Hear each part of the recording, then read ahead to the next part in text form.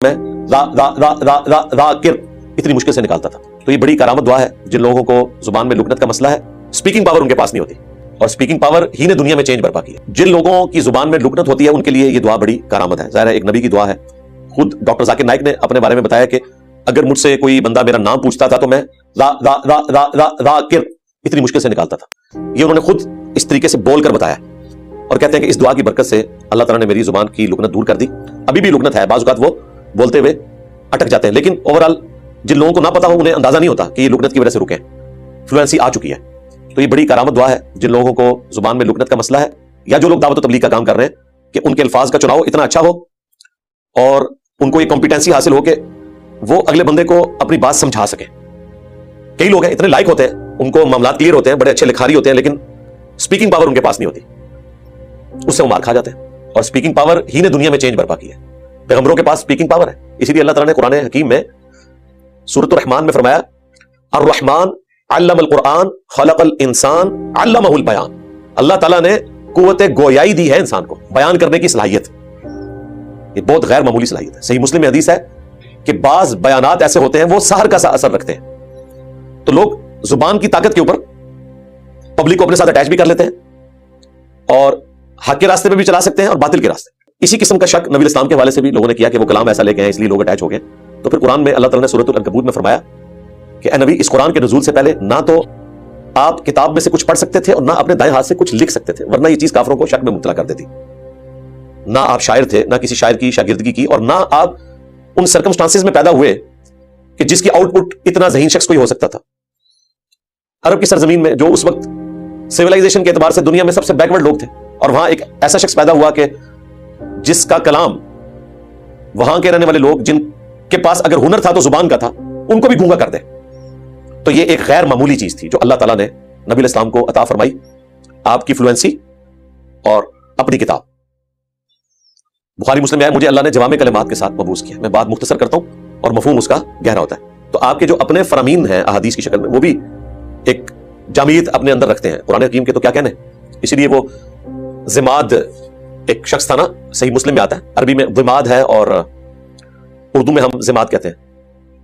تو وہ جھاڑ پھونک کا کام بھی کیا کرتا تھا. وہ جب مکہ آیا تو لوگوں نے اسے کہا کہ اس طرح ہمارے اندر ایک ایسا شخص ہے جو اس طرح کا کلام پڑھتا ہے, لگتا ہے اس کے اوپر کوئی آسیب وغیرہ کا سایہ ہو گیا, تو تم اس کا علاج کرو, تم جھاڑ پھونک کے ذریعے علاج کر سکتے. یہ حدیث صحیح مسلم میں ہے, نبی الاسلام کے معجزات والے چیپٹر میں, مشکات المصابیح کی 3 جلد میں آپ کو مل جائے گی. تو وہ نبی الاسلام کے پاس پورے اخلاص کے ساتھ آیا. بھیجنے والوں کا بھی کوئی شرارت کا موڈ نہیں تھا. انہوں نے کہا کہ اگر واقعی کوئی ان کو ذہنی مسئلہ ہے تو علاج ہو جائے گا. تو اس نے کہا کہ اے محمد آپ کیا کہتے ہیں؟ تو آپ صلی اللہ علیہ وآلہ وسلم نے قرآن تو ابھی پڑھا نہیں اس کے سامنے, صرف اپنا خطبہ پڑھا. ان الحمد للہ نحمده ونستعینه ونستغفره ونعوذ باللہ من شرور انفسنا ومن سیئات اعمالنا. کیا بلاغت ہے عربی کی, کیا الفاظ کا چناؤ ہے. اس نے کہا کہ دوبارہ پڑھیں. جب آپ نے دوبارہ پڑھا تو اس نے کہا کہ یہ ایک غیر معمولی کلام ہے جو آپ پڑھ رہے ہیں. حالانکہ وہ قرآن نہیں پڑھ رہے تھے, نبی اسلام صرف اپنا خطبہ دہرا رہے تھے, اور وہ اسلام لے آیا, مسلمان ہو گیا. وہ مسلمان ہو گیا, اور جنہوں نے علاج کے لیے بھیجا تھا ان کو پھر بھی ہدایت نہیں ملی. ہونا تو چاہیے تھا کہ جس شخص کے اوپر ان کا اعتماد تھا, جب وہ شخص کہہ رہا ہے کہ یہ شخص کسی آسیب کے سائے میں نہیں, یہ تو غیر معمولی کلام ہے, یہ اللہ کا کلام ہی ہو سکتا ہے, مخلوق اس طرح کا کلام نہیں کہہ سکتی, تو ان لوگوں کو ایمان لے آنا چاہیے تھا. لیکن جس کی قسمت میں ہے, اور قسمت میں اسی کی ہے جس نے کوشش کی. تو وہاں پر موسیٰ علیہ السلام نے پھر عرض کیا دعا کی شکل میں, قال رب اشرح لی صدری.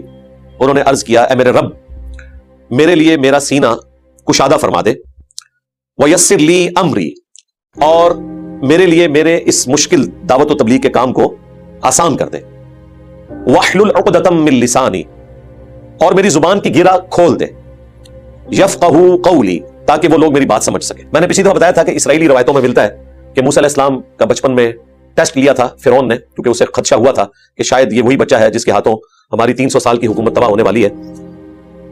اور وہ ایسا ہوا کہ موسیٰ علیہ السلام کو شفقت سے جب فرعون نے اٹھایا تھا تو انہوں نے اس کی داڑھی پکڑ لی. تو اس نے کہا کہ میں اس بچے کو چیک کروں گا.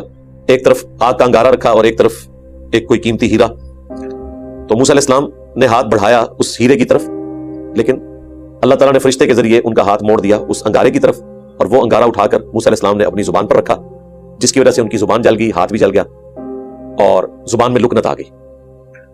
تو اس لکنت کو دور کرنے کے لیے انہوں نے دعا کی اور ہاتھ تو ویسے ٹھیک ہو چکا تھا کیونکہ اس میں آیا کہ اس کو اپنی بغل میں داخل کرو، خوب روشن ہو جائے گا اور بغیر کسی عیب کے نکلے گا. اس میں یہ اشارہ موجود ہے کہ شاید ان کے ہاتھ کے اوپر کوئی زخم کا ایسا جلا ہوا نشان تھا جو اللہ تعالیٰ نے مرزانہ طور پر دور کر دیا. یہ ساری باتیں فٹ ان بیٹھتی ہیں قرآن کے اندر. تو دعا کیا کی کہ اے میرے رب میرے لیے میرا سینہ کھول دے، میرے کام کو میرے لیے آسان کر دے، اور میری زبان کی لکنت کو ختم کر دے، گرا کھول دے، تاکہ لوگ میری بات کو سمجھ سکیں. یہ دعا بڑی اہم ہے، اسی لیے جو لوگ بھی دعوت و تبلیغ کا کام کرتے ہیں وہ سٹارٹ میں یہ دعا پڑھتے ہیں زبان کی لکنت کو دور کرنے کے لیے، پلس اپنا سینہ بھی کھل جائے نا، کہ انسان کے الفاظ کا چناؤ ایسا ہو، اس کو اللہ تعالیٰ فہم ایسا دے کہ وہ اچھے طریقے سے اگلے بندے تک بات پہنچا سکے تاکہ لوگ اس کی بات کو سمجھ لیں.